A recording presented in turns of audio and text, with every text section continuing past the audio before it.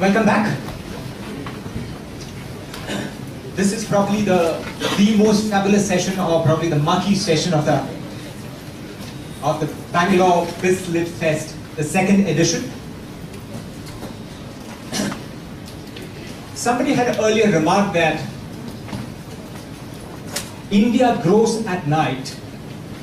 India grows at night when our politicians are sleeping, when our bureaucrats are sleeping. Our entrepreneurs, micro-entrepreneurs, are finding solutions for the most difficult problems in India, while the real India is sleeping. It is these entrepreneurs who are finding solutions for our infrastructural problems, traffic problems. And today we have two very eminent and distinguished speakers, Professor Guha and Professor Gupta, with us, who would speak about how these micro-entrepreneurs are solving the problems of environment, climate change. As you would know, Professor Guha was referred to as one of the world's most influential intellectuals by the Prospect magazine. Times magazine called him Indian democracy's preeminent chronicler. Historian and biographer, author of the best-selling books India After Gandhi, which was referred to as the Book of the Year by The Economist and Book of the Decade by Times of India. He has taught at Yale and Stanford and the London School of Economics as a professor of history and international relations. Professor Guha.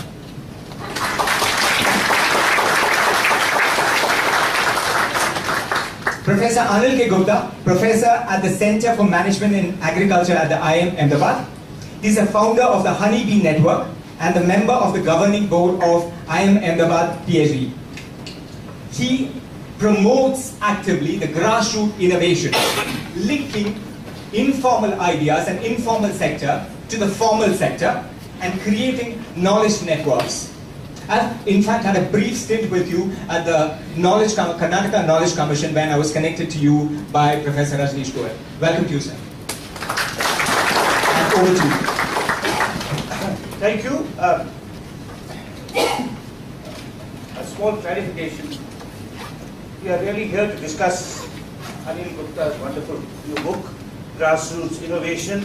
Minds on the margin are not marginal minds. I'll repeat that. Minds on the margin are not marginal minds. And though we may touch incidentally on questions of environment and climate change, a subject that I'm concerned that is close to both of us, his book ranges much more widely than that. And not just his book, his work over many decades is about an extraordinary range of issues dealing with grassroots innovation, of which environmental sustainability is only one, though an important one. Let me begin with a quote from the great Berkeley economist George Akerlof, who once said, if you show an economist something that works in practice, he will say, all right, but does it work in theory? All right. Now, Anil's work over many decades is showing how things work in practice, regardless of whether they work in theory or not. He was trained as an agricultural scientist and geneticist in Hisar, and then did a PhD in management in Kurukshetra, has worked at the IIM Ahmedabad for many years, and has founded the HoneyBee network, which you know of, the Innovation Foundation Gyan, as also Srishti. And his book, Grassroots Innovation, really is a distillation of more than 4 decades of work and interpretation across India. There's an astonishing range of examples in this book. To read this book is to come face to face with the creativity of many minds on the margins, who, as Anil shows, are not marginal minds. But it's also to acquaint oneself, and in some cases to reacquaint oneself, with the amazing diversity of India. I think Anil has walked this land as very few people have. I mean, there are a couple like Anil. I think of my esteemed colleague, Madhav Gadgil, the ecologist. I think of the great Himalayan scholar, Shekhar Pathak, who has checked every valley of the Himalaya. But Anil belongs to a very select group of Indians who know this country by walking through it, not by flying over it. Right? And this book reflects his journeys through India. And through his journeys and his understandings and his work and his interpretation, we come to really recognize the extraordinary diversity of India. A diversity that is ecological, cultural, ethnic, culinary, technological, and much more. This book is partly based on a concept which Anil pioneered called the Shodh Yatra.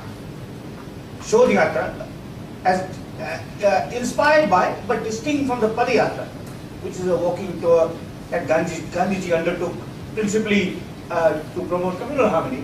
And the Shodh Yatra is a research visit, walking through the countryside to interpret agricultural systems, technological innovation, ways of life, ecologies. Something he's done with his students in the IIM. There were 29 Shodh Yatras in that? 37 Shodh Yatras across different parts of India. And although the Shodh Yatra is particularly important in the kind of work he does and his students do, grassroots innovation, while reading his account of the Shodh Yatras is undertaken, I was reminded of the great historian Mark Bloch, who once said, historians work in the archives. They look, their essential mode of research is not fieldwork, but looking at documents and archives from past centuries. And Mark Bloch once said that historians think they need thicker notebooks, but they actually also need stouter boots. They need to walk through the landscape of the countries they are studying. And the Shodh Yatra is something which not just the anthropologist or the grassroots innovator, but even the historian or the novelist or the travel writer needs to acquaint himself with. This conversation is purely unscripted. Anil has not seen my questions. Based on my reading of his book, I am going to ask him a few questions which he will respond to, and after which we will throw it open to the audience. So my first question, Anil, I quote you where you write, agricultural scientists have seldom tried to learn from people first before sharing new knowledge or practices. I repeat, agricultural scientists have seldom tried to learn from people first before sharing new knowledge or practices. They take, and now I'm paraphrasing you, not quoting you directly, they take science from the laboratory to the land, treating both the land and the people as blank slates on which their technology is applied.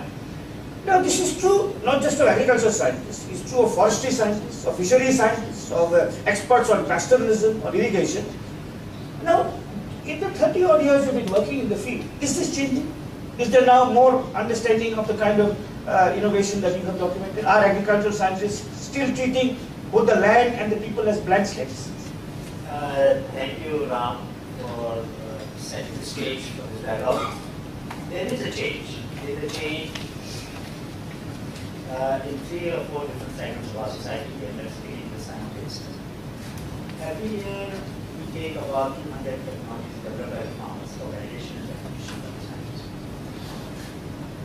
We have the National Innovation Foundation had an agreement with CSIR, National Scientific Research, with the Indian Council of Medical Research, and with ICR. Vishnu Jalansi, that was the last slide. Which one? ICR.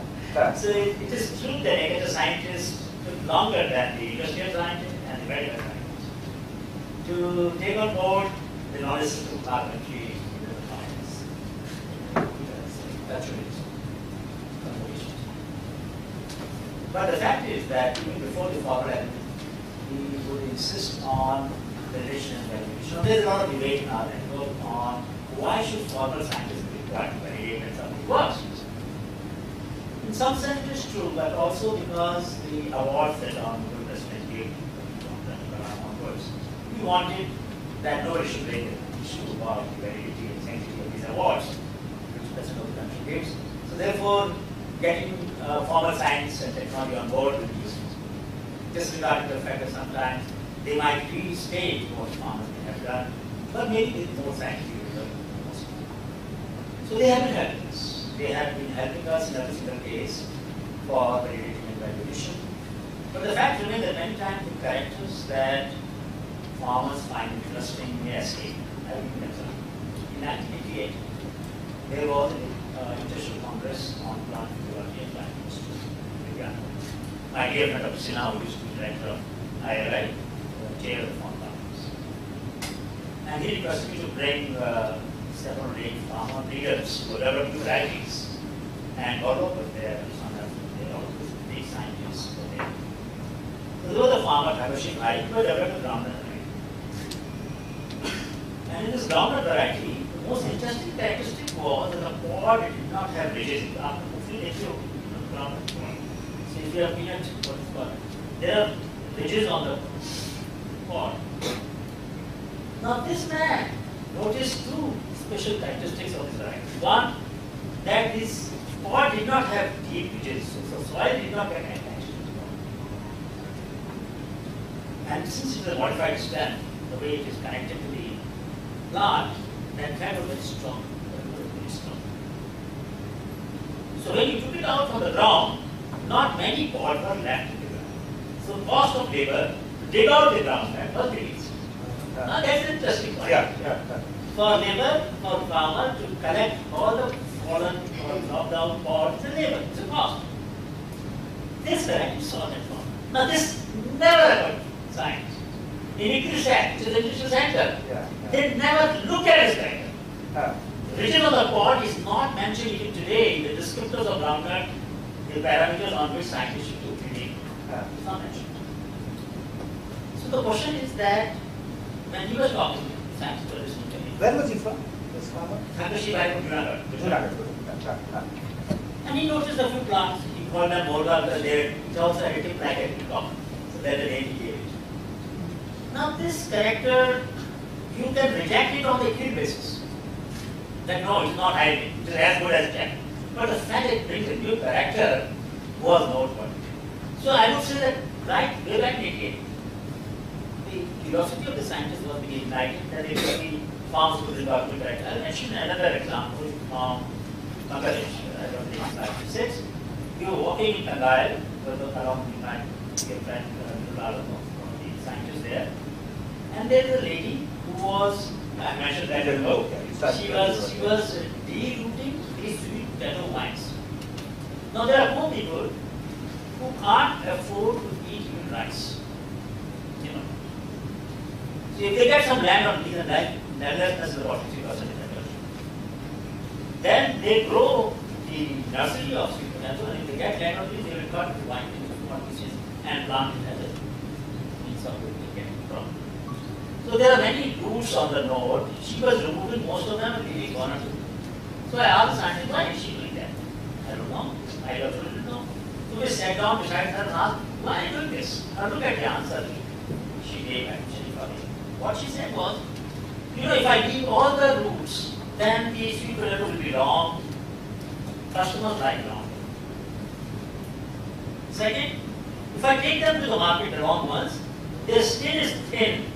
They don't last for long. I have to sell them even if I don't get good price. The round one have a thicker skin. They last, their shelf life is longer. I can bring them back and take them next time to market. Now here is a woman who has looked at the customer preference, looked at the market uncertainty, factored that into a design of technology. Institutional Center of Technology had equally on that. So what I'm saying is that the people are capable of identifying those characters in a crop or livestock that it is maybe or trees are the example of forestry, which scientists will just let me take the case of forestry because Ram has done so much work in the early years and I all respect that work that he did with Andoran and others. There is one person, Suraram Sikar, Rajasthan. Now most of the plantations take place during monsoon. He asked a simple question. why is this arrival rate of seedlings in forestry department so low? Because they plant it in the monsoon season. What happens in monsoon season? The moisture is in the upper layer of soil. When you plant the seedling has no need to send the roots deep. When the upper layer of the soil dries up, the roots dry up, seedling dies. He said, no, I will not do that. He plowed the land where planting has to be done, let the moisture go down. In the month of October, when the rain is over, he will open a small pit, just a handful size, I mean just about palm size. Not 1 foot by 1 foot as the first department does. And grow the seedling and give only 1 liter water once. Now the seedling has no choice but to take moisture which is subsoil, which is under the bottom. Before that you can do laddering so that all the capillaries are open, not letting the moisture come out. This seedling catches up the next month. This is a arrival rate 80%. Change the principle of plantation. Change the principle of plantation. Reduce the cost. Because when you dig a pit only 4 inch by 4 inch by 1 foot or 8 inches, you are not spending as much labor as you would 1 foot by 1 foot by 1 foot. So what I am saying is the scientists slowly are beginning to understand and to share that farmers, because the farmers and workers, being so close to the ground, can observe characteristics, can observe nature in a manner that they can develop technologies which are more lasting, less costly, more sustainable than what the scientists do. So they are beginning to understand. Look, you mentioned ICMR, Indian Mathematical Research. And my sense is that this reciprocal exchange of knowledge that you talk about, which you document and say much more should happen. Maybe one sphere in which it has happened is healthcare. You know, I was recently reading some of what Gandhi wrote on medicine. Now, Gandhi had a very interesting attitude towards medicine, I mean, as towards many things.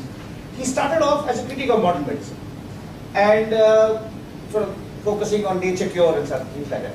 Then when he had 2 life-saving operations, one for piles, not life-saving, but certainly pain-reducing, and one life-saving appendicitis, when he had to be rushed from Yaravada jail to the full hospital, he changed this, then he started studying it, and he said, look, these guys, maybe they only work for money, but they bring scientific research and experimentation in what they do, and Ayurvedic doctors went say, oh, 1000 saal pehle aisa hota tha, you know. So he was actually very critical of Ayurveda. Now, what was interesting is that at this, say 30 years ago, I come from a family of doctors, so there's some personal anecdotal experience informing me. 30 years ago, the Ayurveda, the Ved, was like Gandhi said, frozen in his old books and what the Guruji had told him.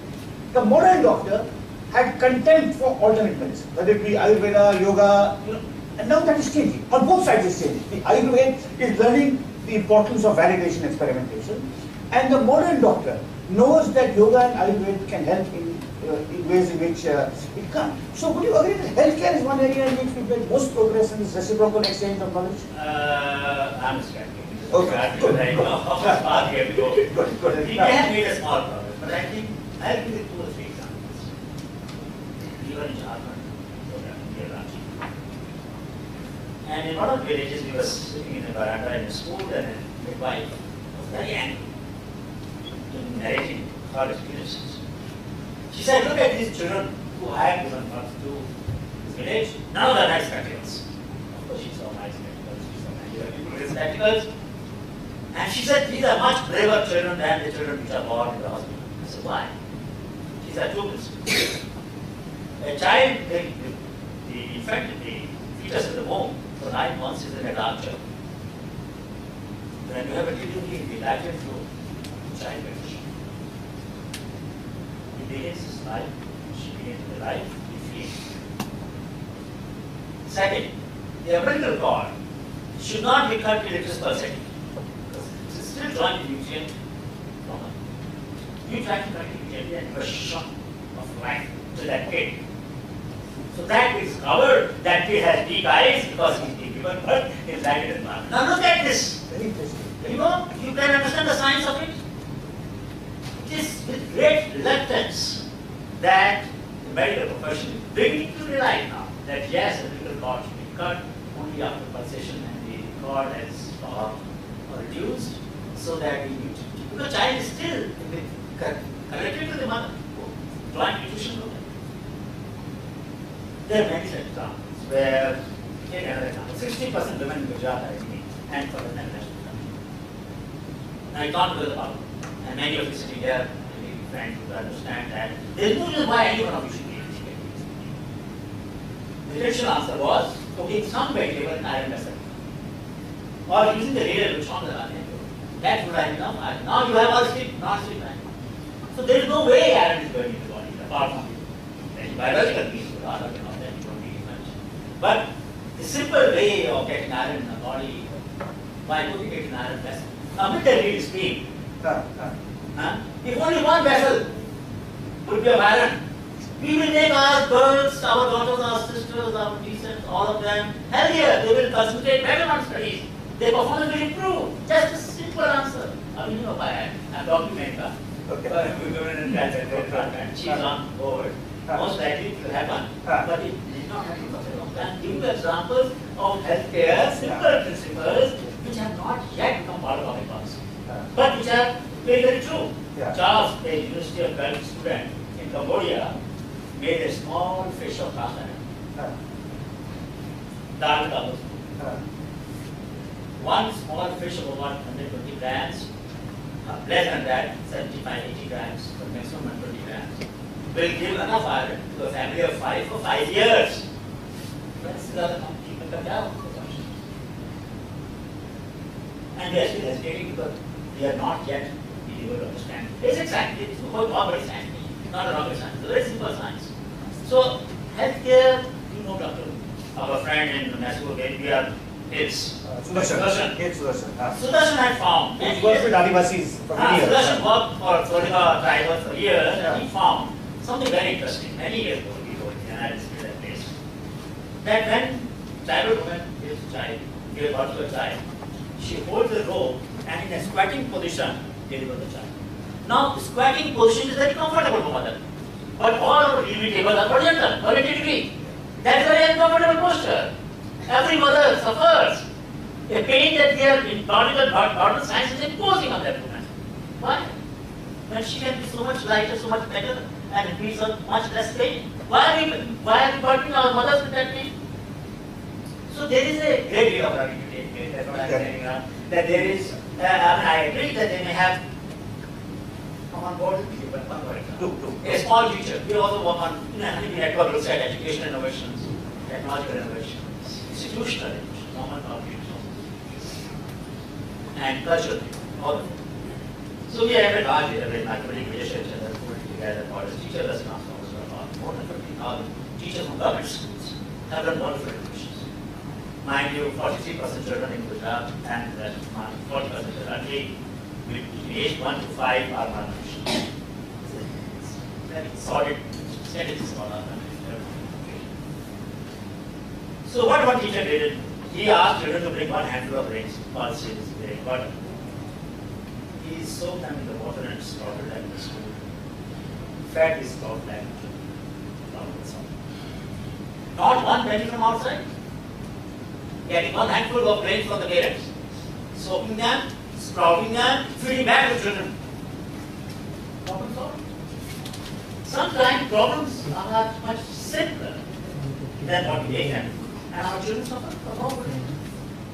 And then these children, because they are malnourished, as they grow harmless and fade, they are not able to persevere. Sometimes they fall sick very often. All those problems. I'm not saying this is the solution for all problems, but this is one of the things. You know, you write in your book of the importance of Swanta Sukhaya, the pursuit of inner happiness. Reading your book, it seems that many of the innovators you profile innovate for inner happiness, not for material reward or personal fame. I mean, is this true, or is it too romantic of you to think it's right like that? Have you faced that criticism? Surely they will take pride, they want respect. They may not want a patent and a lot of money, but they want respect. The awards that your public is giving them, do give them that. Or is it all about inner happiness? I would say 90% of them, at least, didn't know a word about it. Did not care about what happens to that knowledge is shared, and have not hesitated in letting other people know the answer. But they will not go around and talk about what they have done. Because our society, unfortunately, still censors somebody standing up.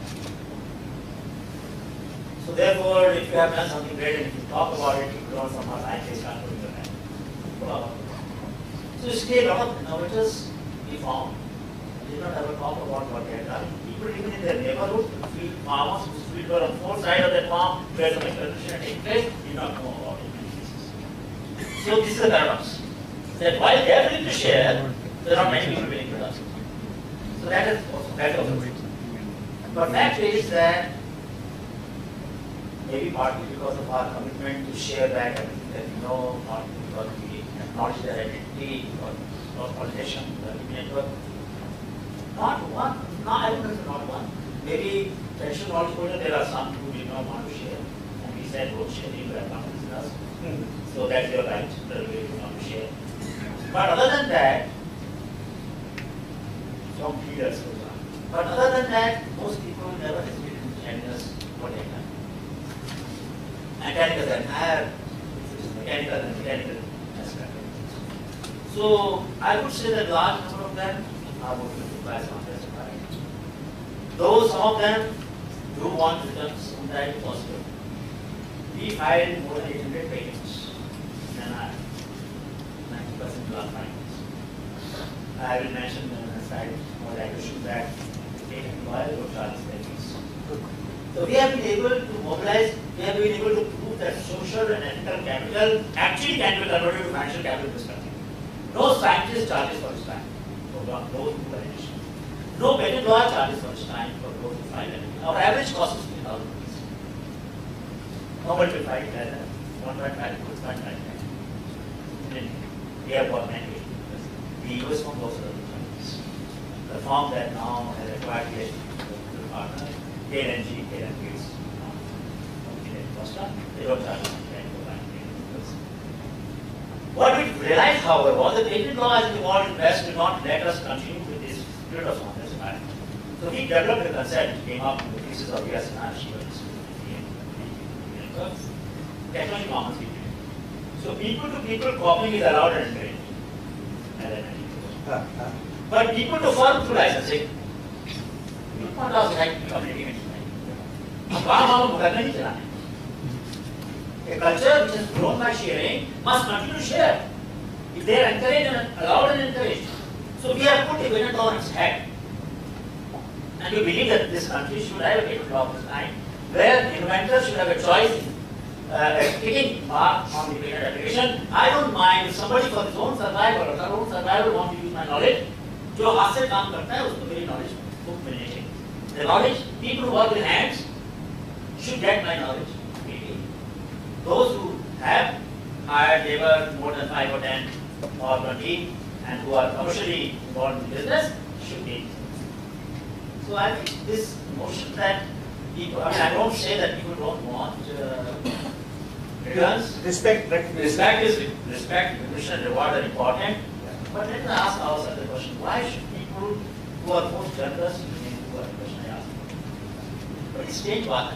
Those who are generous will remain poor, those who are greedy will become rich. What kind of society are we building that? Why do we want to promote in our society? So generosity of the people, because they share openly, should not be, they shouldn't be shortchanged. There is an honest admission somewhere halfway through your book where you say the role of women in grassroots innovation has remained rather obscure. Now this is of course true in many fields, not just grassroots innovation, but I'd like you to reflect on this, that the role of women has remained rather obscure. Yeah, this is something which I did a lot of research on both in the field of neurology, how our minds are wired, and also in the field of practice. I was at the editor of the book and she was going to the ground.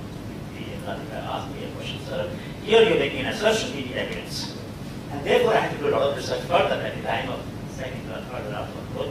And I'll tell you what I want. What I had written was really what I want. I said the dresses that women wore in our country, all the years, did not have pockets. The dresses that women wore, sari, salwar kameez, did not have pockets. The men's dresses had pockets. So when we took rest, we could separate our moments of reflection from action. Exception being, Rahim and Kabir and Ravidas, who were, while mending shoes, Ravidas could compose him. Kabir, while reading prose, could compose a poem. But I understand why is that power? Because they had something that women had in their hand. What women did when they were having their leisure time, and I described that before, they were do knitting, breaking seeds, crochet work, something or the other, and were not idle, even at the time when they were depressed. So it gave me a notion that women have tremendous connection between action and reflection. And I was trying to answer the question, why do they have intuition and why do they have creative experience? So it appeared that women are so creative that they tend to put a lot of their energy in coping with a state rather than contemplating it. Incidentally, in our culture, they were denied access to blacksmithing and carpentry tools. Women were not allowed to become carpenter and were not allowed to become blacksmith, exception being Ramada, nomadics and nomadic. That's all the exception. There is no exception. You will never find a woman carpenter and you will never find a woman blacksmith. So even if they had ideas to craft tools and gadgets for solving their tragedy, reducing their tragedy, they didn't have means to do that. Culture. Since they were so good in coping, they adjusted with all the limitation of the tools and techniques that they had. So when we lift the vessel of milk from the flame, आज भी हम कपड़े जो डालते हैं उसको 10,000 साल हो गए. 250 million women of this country cook food on a stove which was designed 10,000 years ago. 3 पत्थर रखे थे आदि मानव ने, and आग जलाई थी. आज वही चूल्हा है. 250 million women of this country are cooking. The combustion efficiency of wood is 14%. A normal stove of kerosene has 26%, and I said one maybe have 46%. The maximum units of petroleum has achieved is 65%. Now look at the gap between 65% and the 14%. If you improve it double, she has to walk half the distance to qualify. Right? Why did it happen? So there are 3 things that happen. One, they think that women do have had the slowest technological change in the history of our life. And what? Otto Stanley wrote a very interesting book, other than Daughters of Invention. One of the least appreciated book, other than Daughters of Invention. She spent 30 years in US office. Look at 200 years later, and found the share of women in 1980s 2%. End of 90s, early 90s, 8%.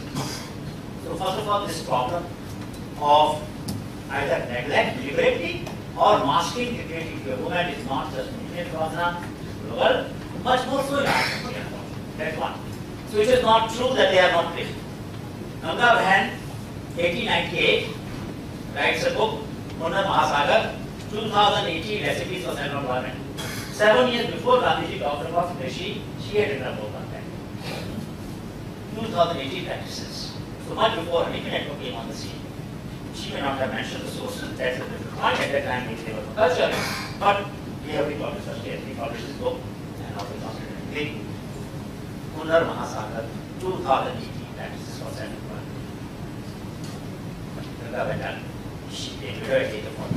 There were women of that kind in our country who were pioneers and who knew the value of taking the best practices wherever they are available and making them available to society. It is said that 1,000 copies were sold in 3 days. It's said in here. So women can be, they are very critical when it comes to things that are under their control, child rearing, health, clothes, food, urinary creativity. No two women cook the same dish alike. I wish men could say anything about that. There's nothing that we can say about it. No two women will wear the same dress any time. Man will find many in the similar dress, but not women. So even mother and her daughter-in-law or mother and her daughter will not cook the same dal in the same manner. When you eat the dal at the table, you will find out they put their life, they put their signature of creativity on their life. True? That's what I'm saying. So it is not that they are not creative, don't get me wrong. But because they were denied it to, their agency was stifled by institutional structural causes. Now I come to the last idea. Rami Verma from IIT, professor in University of Pennsylvania of neurology. I saw her work and I then talked to her and she said, I'm not going to give the interpretation that you're going to give me a book, but I'll tell you the science. What is science? She did advanced MRI for men and women brain. And she found something very interesting. The man had much more connection in the front part of the brain than the back side. Women had much more on the left side than the right side. It makes sense. From what I'm describing of history, of emotional history, it made sense that they made connection in the left. And to me, that was apparent from the fact that they never kept their action and reaction separate. But it is now neurologically established that they have this uncanny ability to see things through a logic that may not be able to articulate what we call as intuition, which is like as a mother.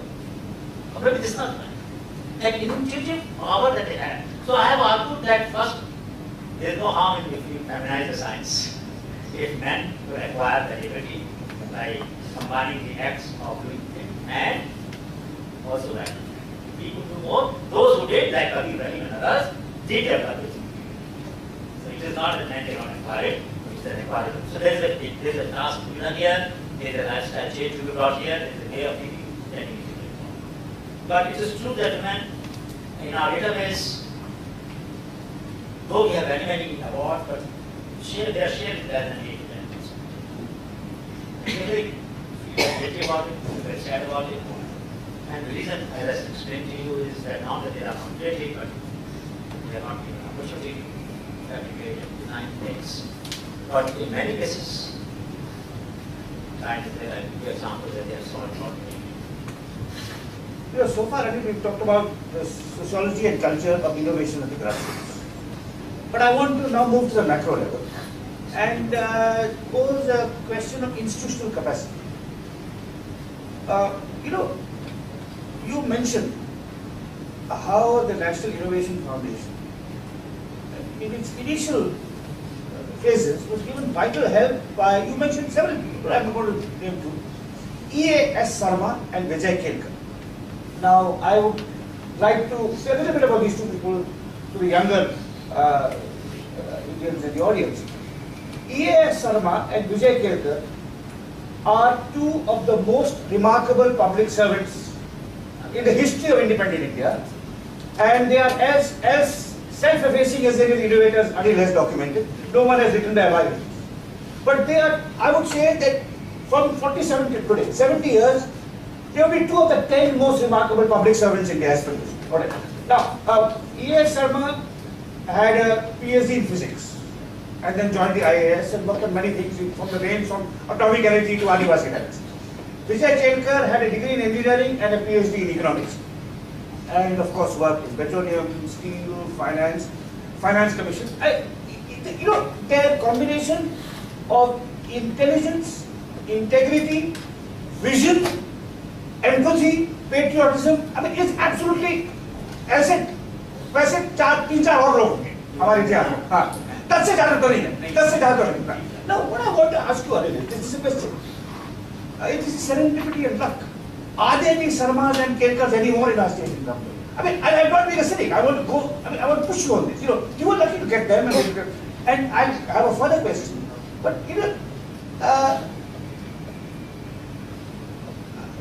there's something about declining state capacity today that our government is not able to attract, or if they are able to attract, not able to retain the kind of public servants of vision, intellect, and integrity like Sarma. I'm more optimistic. And the reason is very simple, that we have every year a festival of innovation in national festival.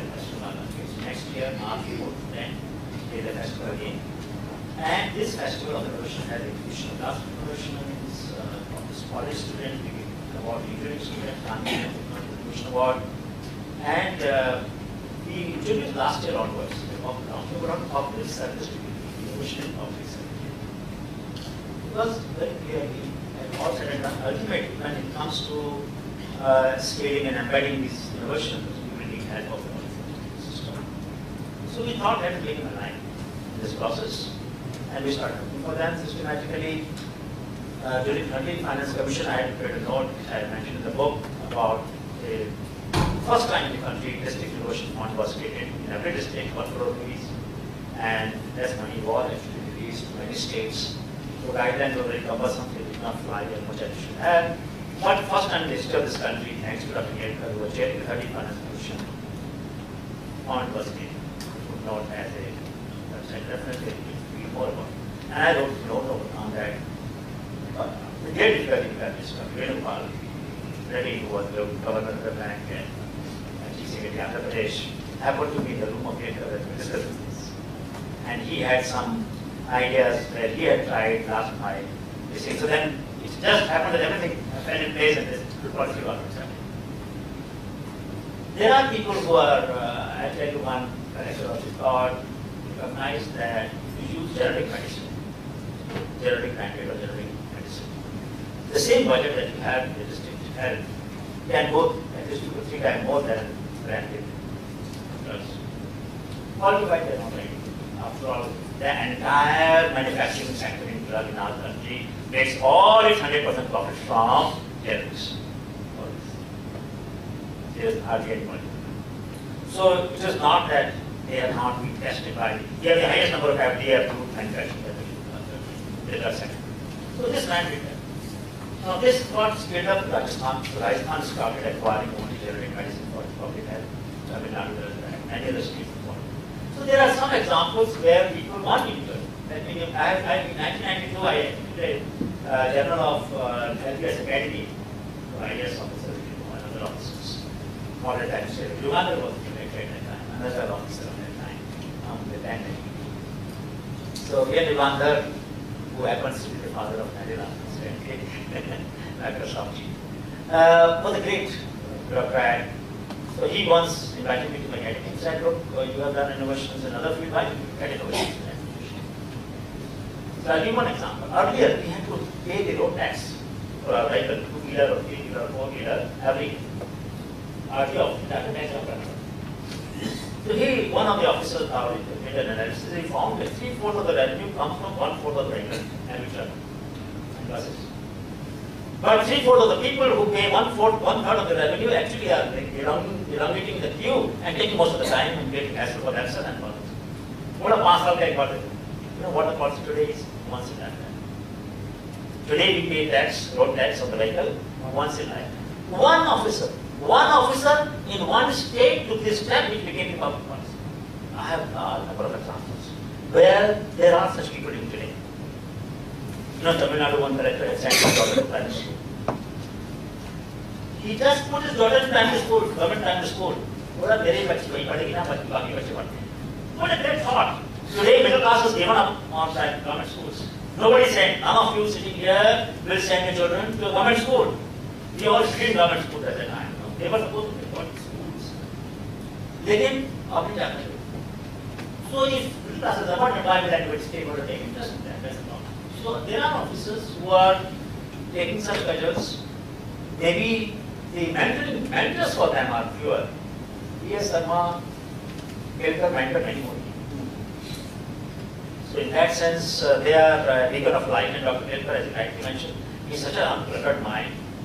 His table, his mind, everything is clean. Doesn't keep too many papers with him. Quickly disposes of. He has been on our board. He still is on our board of NIS, represent government of India. He had a structure board. So he said, DST wanted to put a nominee on our board, but science and technology. And they said, why not Dr. Gedkar? So Dr. Gedkar represents the government of India on our board. So he occupies the government position. But that's an interesting way of drawing upon the behavior of such people. So, yes, there are officers of this kind, and I would wish that we study a little more about innovations brought about by individuals, and individuals can make a difference. This, unfortunately, is not taught a great deal in our management schools, business schools. That is unfortunate, because we don't realize what the consequences of not teaching that is. The consequences we lose our agency. We have autonomy, but we don't have agency. And I think this is one of the purposes of my book, that we all have agency. We can bring about change, no matter how cynical, how depressive the environment may be. there is a possibility of bringing about change. I'll give you a small example. We two children play to be workshop, something on which I'm going to spend the next 10 years, 30 years or so. Children are amazing. They can do, there are a lot of examples also in the book. So one girl, she from a slum near Namathi, came to this workshop. She gave a simple idea that every lunch box should have a sticker, wash your hands before eating. When you open the lunch box, wash your hands after. I told this to Mehta. She wrote it to pass on another. Her manufacturer, it is obligatory. Every lunch box should carry this statutory advice. This is statutory farming. Can you imagine what a difference it can make the microwave load in the hand of children? 60% diseases are brought about, nail, weight, में समय आते हैं, और नहीं ये problem हो जाएगी. She little girl in the Islam of Nizamati would have a different opinion. Impossible. Yeah, impossible. And it was possible yesterday, and it will be possible tomorrow. I think our students and our scholars should appreciate that while there is a lot of system, that is systemic change, but there is no substitute to intelligence. So, as you can have already discovered, Anil is among other things a wonderful storyteller. So his stories have multiple meanings: philosophical, cultural, institutional, political, ethical, scientific. So I'm going to ask, end our conversation before we open it out, by asking a couple of stories. First, tell the story of how HoneyBee and Gyan brought Assamese irrigation innovators to Gujarat. Over there.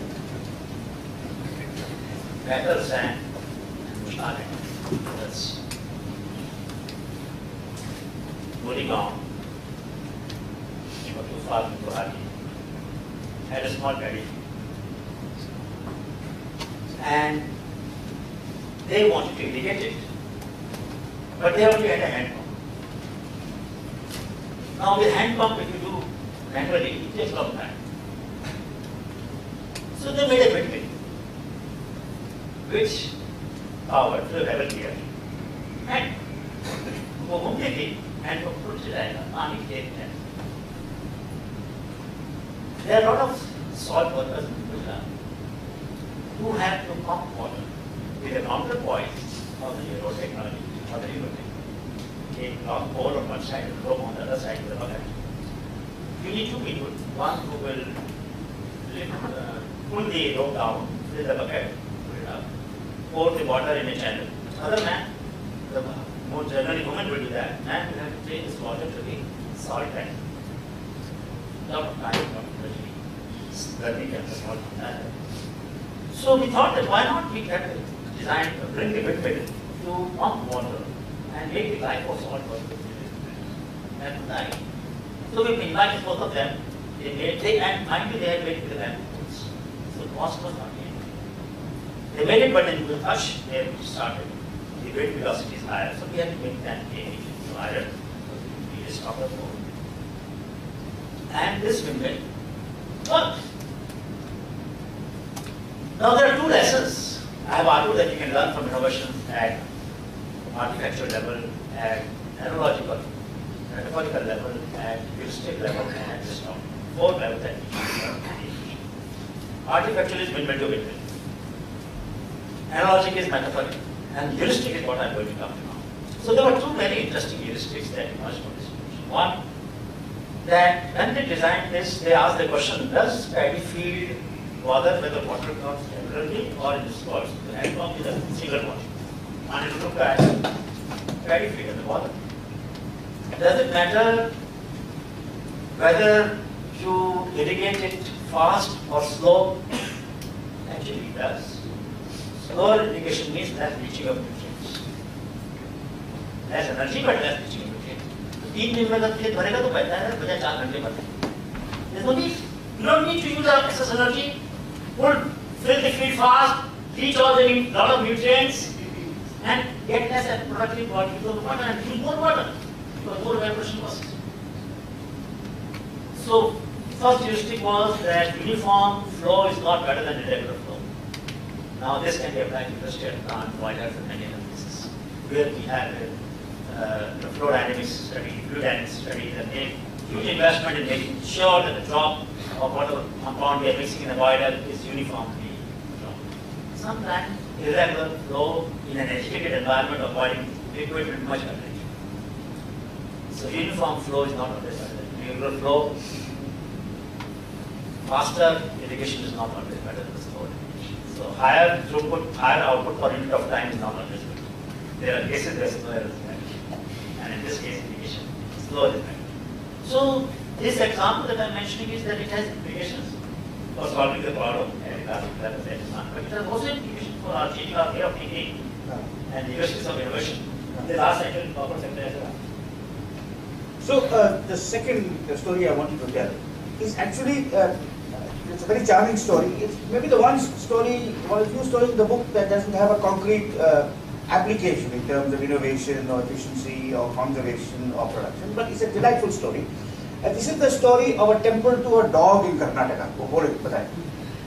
It's a temple to a dog in Karnataka, and Anil will tell you about that. Both is Karnataka and UP. But since we are meeting in Karnataka, we should talk about that. So what happens? What happens is there are only two temples in the country. Two dogs. So how did this temple come about? And the reason I am showing is that how society celebrates seemingly trivial but very profound insights about humanity. So this dog had been given by the owner to a person who had given him that but could not replace it. He said, "Mera kuta nahi." So he took the dog. And one day the new owner had a theft in his house. And when the owner discovered it, the dog had actually helped him to locate the place where the thieves had buried the goods. So owner was very happy. He said, "Now let me liberate this dog from the slavery or from bondage and let him go back to him." So कागज बांधा उसके गले में, I am liberating this, I am freeing him from the bondage. Today onwards, he is a free dog. Going back. When he was coming closer to the village, the original owner felt very bad. He had asked him to go and serve that new master. Why is the dog coming back? He was not supposed to come back. He has betrayed my trust. All the training that I gave him went to the dog. So he killed him. When he killed him, he found a piece of paper in his hand, where it was written. The owner had written, "I am liberating him and freeing him from the burden of bondage because he has served me so bad." This man had betrayed. That he had not betrayed. Actually, he had been wanting. उसने वो temple बनाया. There is a lake nearby.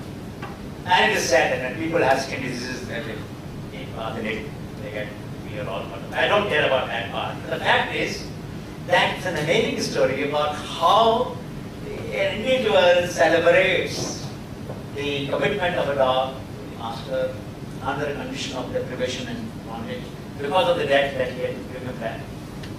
Such celebration in this country need more and more happening in our consciousness because that shows that we can learn from animals, we can learn from birds, we can learn from squirrels, we can learn from ants, we can learn from all part of our life. And that makes us so humble and that should make us so sahaj, spontaneous and humane.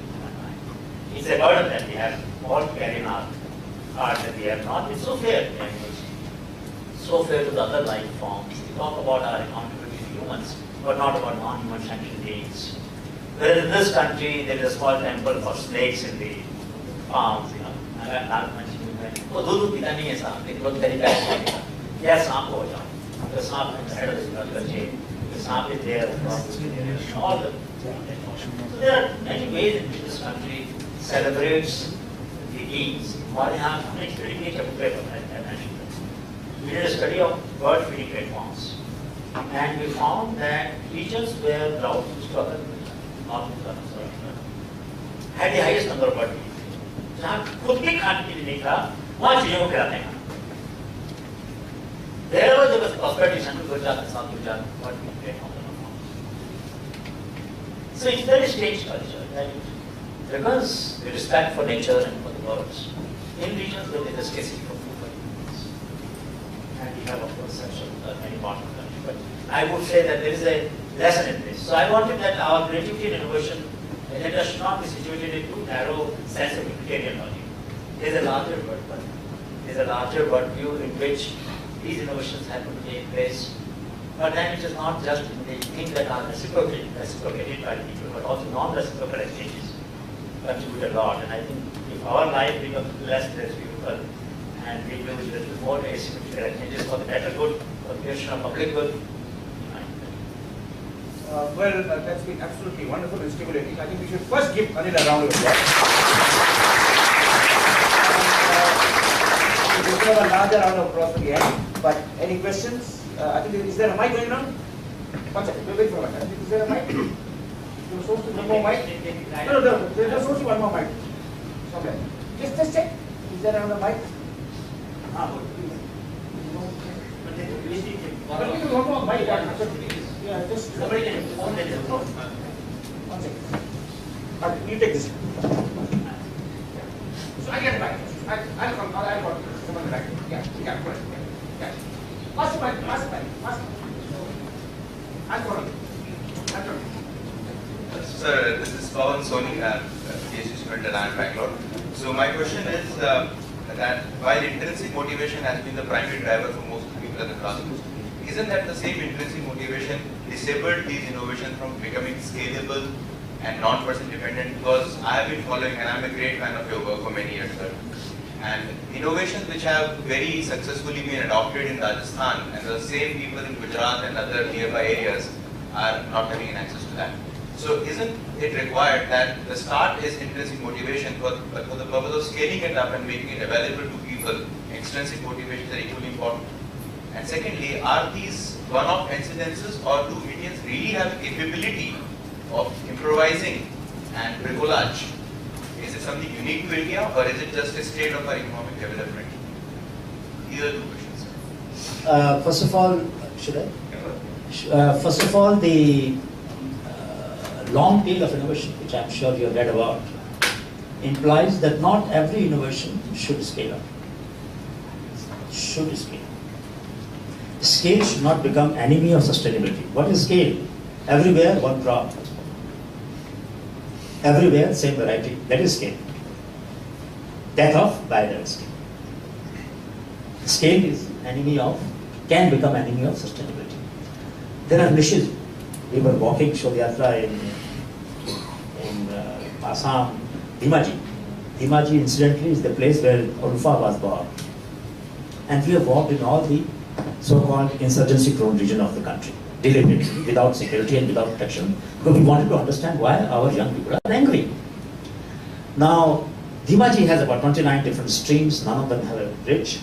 So you can imagine in rains what happened there. Their water has very high iron content. The filters that we have would not work there. But if somebody manufactures a filter, drawing upon the tradition of their place, it might only sell about 10,000 to 20,000 pieces. Or say maximum say 50,000 pieces. Will any company invest in a filter which total demand is 50,000? No.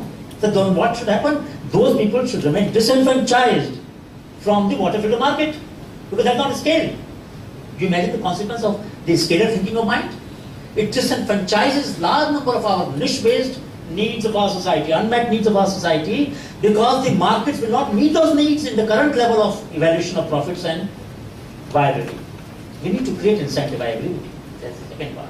That we must create incentive, public policy incentives for people to manufacture for small scale. I'm not saying manufacture by small scale, but manufacture at a small scale. We will need to develop modular technologies by which you can assemble them, maybe do it yourself or whatever other thing that gets possible, where only 10,000 or 20,000 pieces of them will be required. There are a large number of such examples. One most telling example is, you know that, Ram, better than anybody else here in this room, that the entire so-called minor forest produce is brought out of the forest as raw material.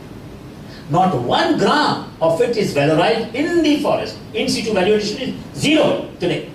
All nuts, all the everything is brought out from the forest unprocessed. No surprise that the wages of the people are very low because they are only collecting. So गरीबी तो रहेगी ना वहाँ पर. You have perpetuated poverty in the most difficult regions by preventing value addition in situ. So therefore, scale need not always be the criteria for evaluation of innovation. But I agree that we must bring the corporate sector. My problem is, and I'm going to say something which might not be of liking to many of you, the multinational corporations. In the last 3-4 years, more multinational companies have come to us to discuss how they can use these innovations and take them forward than Indian companies. The Indian companies characteristically lack hunger for innovation. We talk about open innovation everywhere else in the world. How many Indian companies are willing to seek innovations with the proper agreements, protecting the intellectual property right of the people? So I'm passing a judgment, I'm being very harsh, but I can tell you with our experience, because we have the larger database of innovation, both by students in techpedia.search.org and from informal sector at NIT.org. And it is on the web, so nobody can say that they're not aware of it. How many? So there's a problem here. There's a problem here that it is, while we may be not very efficient in reaching out, but there's also a problem on the other side. I'm just saying. We are of course inefficient in this regard, I must admit. But on the other side, the corporate sector is not as hungry. Once I went to Ludhiana, which is the capital, cycle capital of the world. So Mr. Munjal had invited me. So I made a presentation. I took specially focus on cycle-based innovation. Now imagine cycles as they are manufactured in our country and millions of people use them cycles. No design change has taken place in the last 60 years, basically. So we had cycles which can be used for pumping water, cycle which can be used for spraying, cycle which can be used as a small workshop, drilling and making holes, and all kinds of things. A lot of innovation. So after everybody liked the presentation, at the dinner time, Mr. and Mrs. Munjal was sitting there. And I said, I'm intrigued by one thing. You didn't ask me which of these innovations are you going to take for scaling up. You know what he said? He said, Professor Gupta, we are doing very fine. So if you are doing fine, why should we take innovations? Agar aapke cycle bigger hi bina design ke improvement ke, why should we make design improvement? Now this is the mindset. This is the mindset of corporate sector. Agar cheezein big rahi hain, if you are getting good profits, why innovate? And I'm not saying that they are so super profit that they should not be innovative. Every company can grow and develop new lines of production and products and services. नहीं किया तो आज आपको grinder पे अगर दूध milk shake बनाना है गरीब आदमी को भी मन करता है ना बच्चों का कभी जब हम मिल्क शेक पी लें बाजार से खरीद नहीं सकते तो वो साइकिल के ऊपर पिवट नहीं जिसके ऊपर वो ग्राइंडर मिक्सर रखकर साइकिल चलाएगा उसमें ग्राइंडर चल जाएगा वो सलाद नहीं बना सकता. You understand? It's a small innovation, very small innovation. We have the technology for that. It's not a big technology after all. So we don't have. So therefore, it is not the lack of scalable ideas, but it is the lack of hunger on the part of manufacturers. Take those ideas, incorporate them, give some benefit back to people, and that's it. Yeah, actually, I have two questions. My name is Xavier Prabha, I'm an entrepreneur. The first question, Mr. Gupta, is that it's actually disconcerting because what you're essentially saying is we had basic NFs that actually solve our needs and our problems in a very sustainable way. And we are actually abandoning them over a period of time.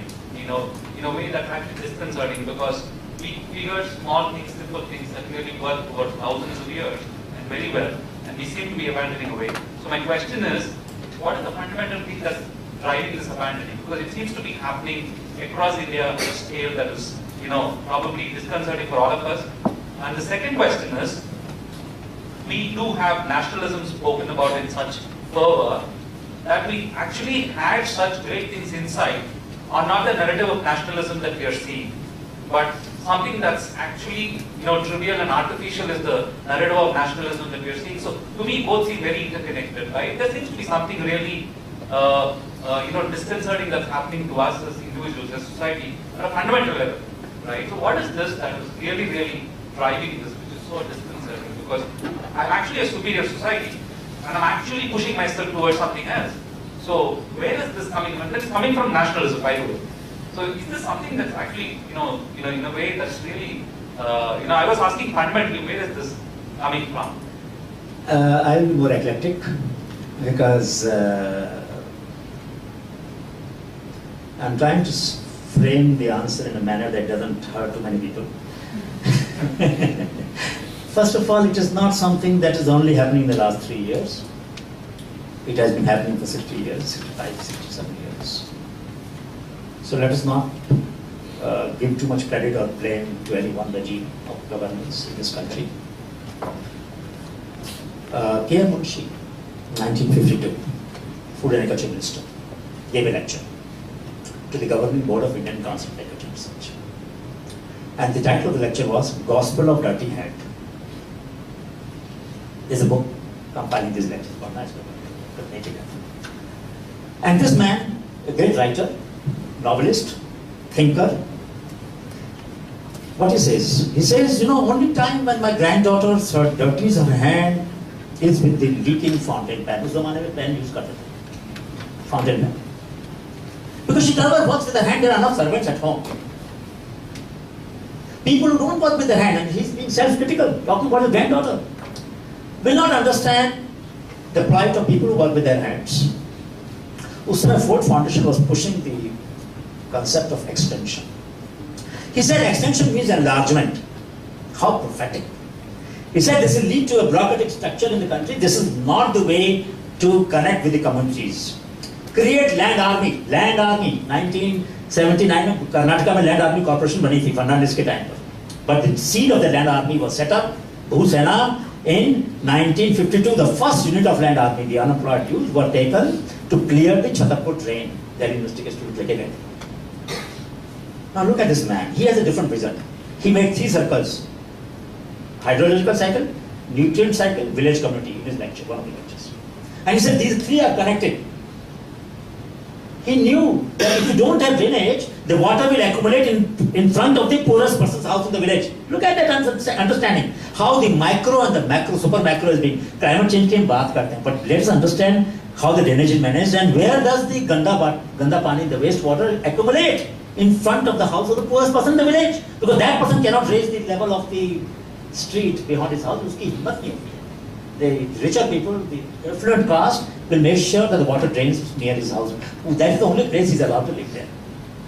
Now, 1952, we had 2013-14, the new policy for innovation had to be designed. We brought people, pardon me for saying that, who had never written a paper on publication, on innovation. हमारे student हैं वो पुराने वो बात अलग है. Harvard से लाए. यार इनोवेशन पॉलिसी बनानी है तो जो लोग काम कर रहे हैं, देश में बहुत सारे लोग काम कर रहे हैं, उनसे बात कर लो. You can at least listen to that. क्या बुराई है इसमें? There is no harm. Though later on I spent time with Panagariya and both Amitabh and explained to them that look, if you want really to build upon, there's a legacy, there are a lot of things that have been happening. Whatever is good, build upon it. Whatever is bad, change it. And something good they have done. For all these years, we used to have a program where children used to offer a model in their exhibition, science exhibition. They used to buy these models and learn at an early age to claim something as their own which was not theirs. Science exhibition के through पूरे country, हर district में children were taught to present something in the science exhibition and used to get money under the Inspire, 5,000 rupees, 16 lakh schools. The whole ethical infrastructure was broken down. Thankfully, in the last 2 years, government has stopped. 200 crore rupees market or 200 to 500 rupees crore market of selling projects to children has been disbanded. Now, NIF is working with the government to see that 2 ideas from every school will be taken out. 10 lakh ideas will be coming out, and then they will be shortlisted and so on. So there are both kinds of things happening. The practices which were there, rehabilitating our ability to imagine and innovate, have been discontinued, some of them, some are continuing. When it comes to traditional knowledge, we also have tradition of killing the fetus. I can't describe to you the practices that we have in our database, which we will never share with anybody, of how creative, unfortunately, sinisterly, in a sinister manner, women are the grandmothers and the mother-in-laws, and sometimes mothers, in killing the fetus. You cannot imagine. So there is also tradition. Do we want that tradition to continue? No. So within traditional knowledge, there are parts which are very debilitating, dehumanizing, and I would say absolutely immoral, which must not be continued. But there are also parts, like the one iron vessel, which must be continued. So this is not a struggle of today. This is not a struggle of, this is a struggle of last 67 years, post-independent country, where we are not recognizing that there are things which are time-tested, which are functional, which are scientific. And there should be no hesitation in popularizing them. As against practices which are reprehensible and should be done away with. So this is a larger question. I would not link it with just governments. I think it's a question of all of us.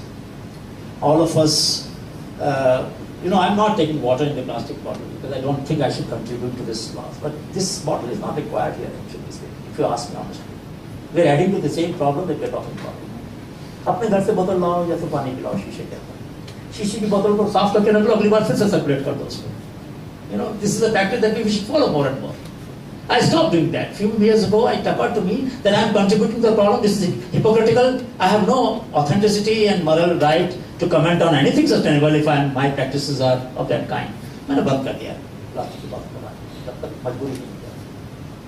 So I think we should ask these questions to ourselves. I don't think it is useful to blame government or blame larger society when something as simple as my own conduct comes to the picture. Hello, sir. My name is Rajat. I have actually two questions. The first question is regarding, I'm really intrigued, what is your... One question, the only 5 minutes. Or someone else waiting for a long time. Yes, sir. One question. Yeah. What is your take on the requirement for GM brinjal in a country like India? Especially, I'm intrigued... Let me answer this quickly. Yeah. The workers who spray pesticide, and I mentioned in the book, don't use any safety gear. Don't use any safety gear. My commitment is to the poorest people, that is the working class. Anything which saves them from the sprays of chemical pesticides is good. Very simple, unequivocal answer. I am not hesitant in standing by GM cotton or GM brinjal if it saves the workers of my country and improves productivity at the same time. In terms of biodiversity, there are bigger dangers. The hybrids do the same damage to the biodiversity that GM doesn't contribute anything extra. The hybrids, and there are a lot of indigenous hybrids, and there is no protest. Can you imagine? There is no protest against chemical pesticide and unsafe use of chemical pesticide. एक hoarding नहीं मिलेगा आपको green revolution reason में, कर्नाटका में, उत्तर प्रदेश में, पंजाब में, गुजरात में, हरियाणा में, जहाँ पर safe way of spraying pesticide लिखा है, कहीं नहीं मिलेगा. Of course, companies will put a small. नहीं, वहाँ तो वो यूज नहीं कर रहे हैं, वो अलग बात है. They have not used, that's a different matter. But where you use and safe way of using pesticide, there is not a single hoarding. But there is no protest against that. In this country, show me who are protesting against the chemical pesticides which are banned in Europe being used here. There is a greater political economy of this struggle. And we should understand the dynamics of this struggle. This is not as simple as biodiversity, non-biodiversity. There are many more drivers of reducing biodiversity which we are aligned. Last question. please go ahead. Hello, sir. This question has a more of a personal angle. Whenever I call my mother, I'm working in Bangalore. My mother lives in a small town, Nasik, Maharashtra. Whenever I call her, she has her stories about her kitchen garden. Saying I grew this today and I made a vegetable of this. And she says that I don't know what to get in this big city of you, whether is it good, are the fruits grown in carbide and sprayed with pesticides. I don't know what you are getting in. So I just got a thought that these kitchen gardens grown by every person in his home, I mean all these ladies and all the elder women here can relate to it. Is this the future of these cities, that we may not get access to homegrown and nutrient-filled foodstuffs and food items? So these kitchen gardens are the future for the cities tomorrow. Do you see any? I am a great supporter of small-scale farming, of kitchen gardening, because that is also therapeutic.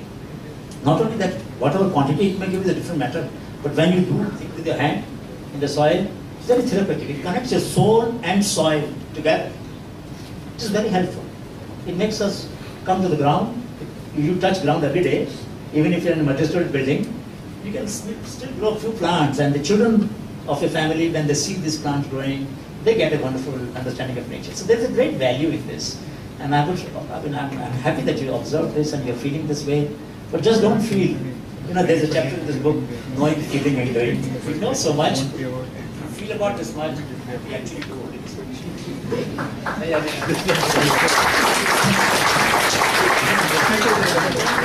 who want to ask questions, but I think Professor Gupta is here for Yeah. to get hold of it and one-to-one, buy his book. And thank you again very much. Thank you. Thank you. Thank you.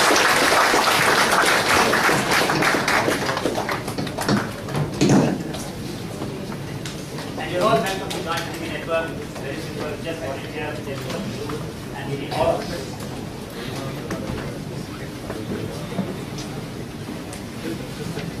This is the next session. 2 o'clock. Okay. 5 minutes, please. Thank you very much. Are you guys enjoying the session? Yes? So we have another short session. We would take